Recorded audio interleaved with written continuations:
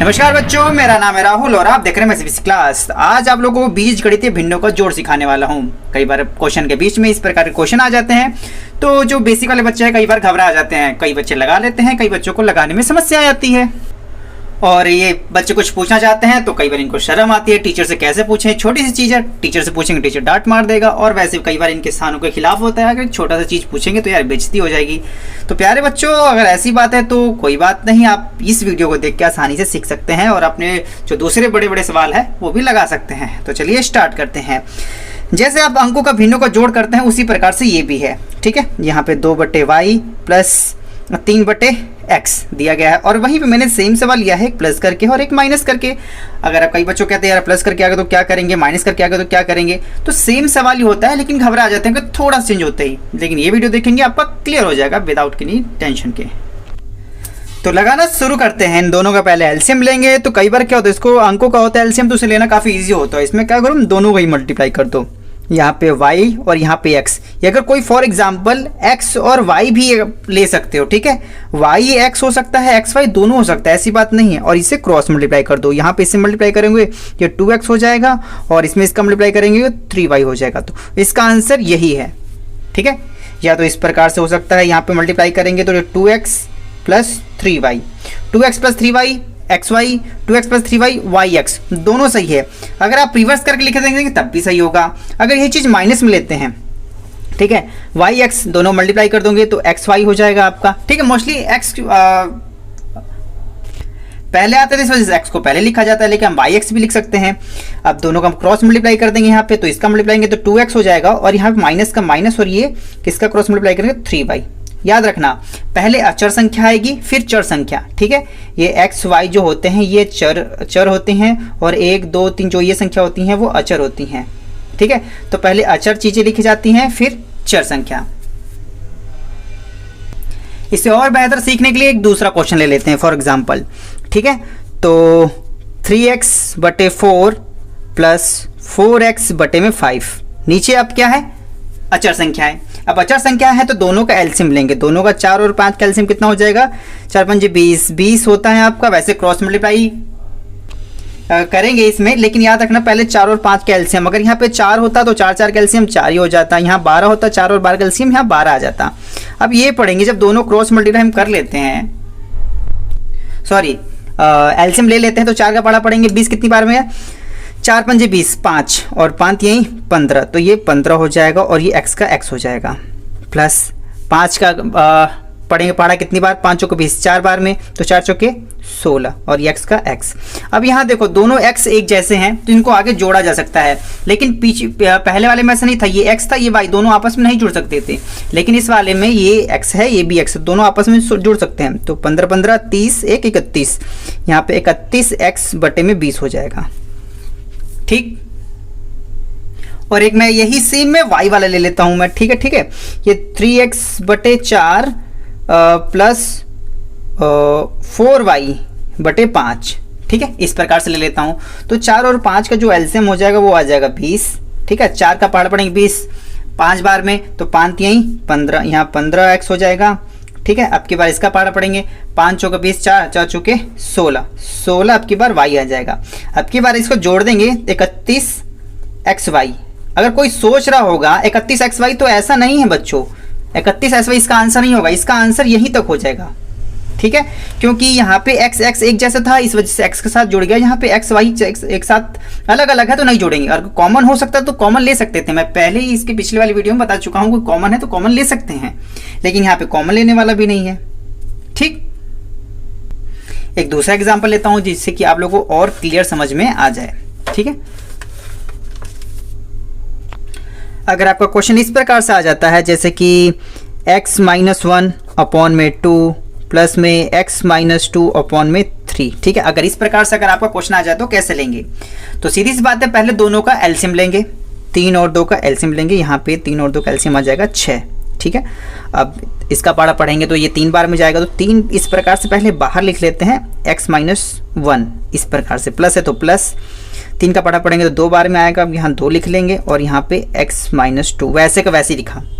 ठीक है, ये 3 बार में आएगा 3, x-1 तो x-1, ये आपका 2 बार में x-2 का x-2 लिख दिया यहाँ पे। अब यहाँ पे क्रॉस मतलब 3 से मल्टीप्लाई कर देंगे दोनों में, यहाँ से 2 से मल्टीप्लाई कर देंगे दोनों में, तो आपका क्लियर हो जाएगा। तो यहाँ पे बटे में आपका 6 आ जाएगा, यहाँ पे आएंगे 3x, माइनस में 3, प्लस में x में करेंगे 2x, माइनस में 4।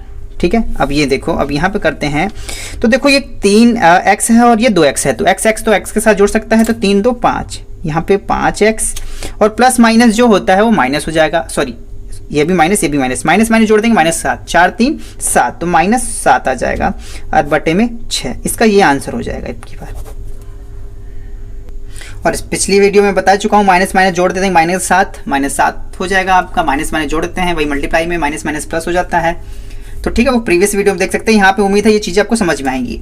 अब चलता हूँ मैं अपने नेक्स्ट क्वेश्चन पर, पेज पलट के।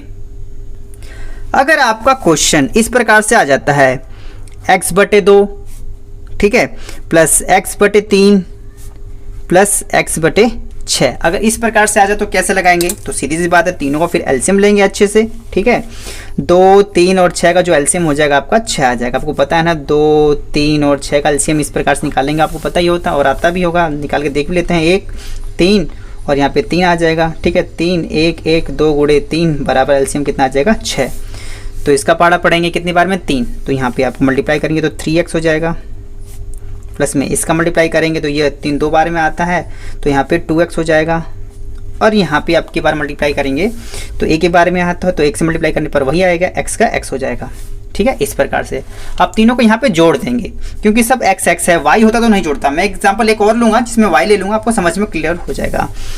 3 2 5, 5 1 6, यहाँ पे 6x बटे में 6। कई बच्चे यहीं पे आंसर लिख देंगे, लेकिन यहाँ पे ध्यान दीजिएगा 6 गुणे में x होता है यहाँ पे। ठीक है, अगर मैं डिटेल्स में लिखूँ 6 गुणे x बटे में 6 है, तो इस 6 से 6 से काट सकते हैं। ठीक है, तो आंसर जो होगा XAN आंसर हो जाएगा आराम से, ANS। ठीक है, अगर फॉर एग्जाम्पल मैं आपको बता रहा हूँ, ठीक है, अगर यहाँ पे 6 प्लस x बटे में 6 है, ठीक है, तो इससे ये नहीं कटेगा, ये इस प्रकार से नहीं कटेगा। यहाँ पे मल्टीप्लाई में था तभी ये कटा, तभी आंसर x आया आपका। लेकिन 6 प्लस x प्लस में 6 है। कई बार देखो क्या होता है, बेसिक वाले बच्चों को मैं मोस्टली हमें ध्यान में रख के वीडियो बनाता हूँ, ताकि उनको ये चीज़ समस्या, कई बार उनको लगता है कि इस प्रकार से भी काटा जा सकता है, इस प्रकार से बच्चों नहीं कटेगा आपका। ठीक है, एडवांस वाले बच्चों को ये सब चीज़ पता ही होगी, तो आप अगर बेसिक वाले बच्चे इस वीडियो को देख रहे हैं तो कृपया ध्यान से देखें। ठीक है, तो यहाँ पे प्लस है, तो कई बार मैंने देखा है ना, जो ऑफलाइन बच्चों को पढ़ाता हूँ तो कई बार देख रखा, वो प्लस वाले को भी काट देते, कहते हैं अभी आपने तो बताया काट सकते हैं, फिर आप कह रहे हो नहीं कटता। तो यहाँ पे ध्यान देने वाली बात है, यहाँ पे मल्टीप्लाई था तब ऊपर नीचे कटा, यहाँ प्लस है तो ऊपर नीचे नहीं काट सकते। ठीक है, उम्मीद है चीज़ें समझ में आई होंगी। एक और एग्जाम्पल ले लेते हैं, आपकी बार वाई वाला ले लेता हूँ मैं।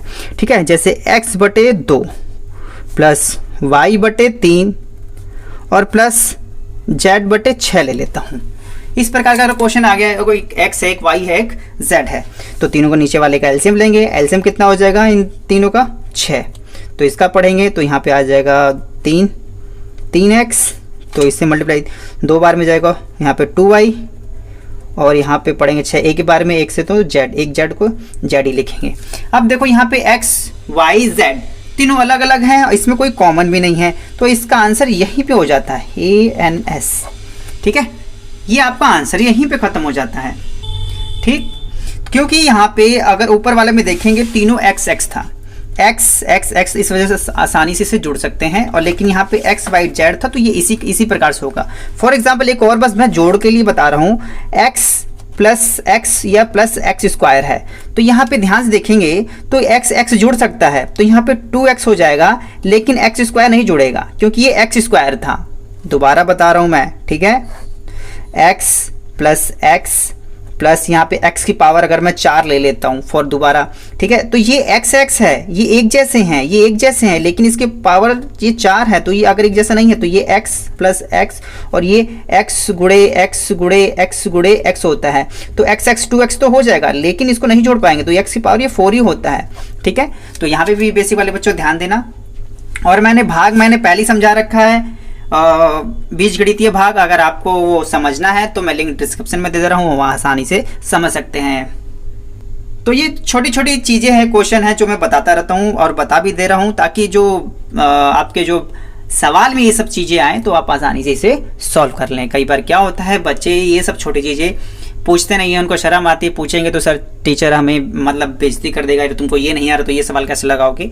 तो ठीक है, उन बच्चों को ध्यान में रखें, मैं ये छोटी चीज़ें बता दे रहा हूँ ताकि उनको बड़े बड़े सवाल जब मैं ऐसी क्वेश्चन या ऐसी प्रॉब्लम आए तो वो रुके नहीं, उसे आसानी से लगा ले।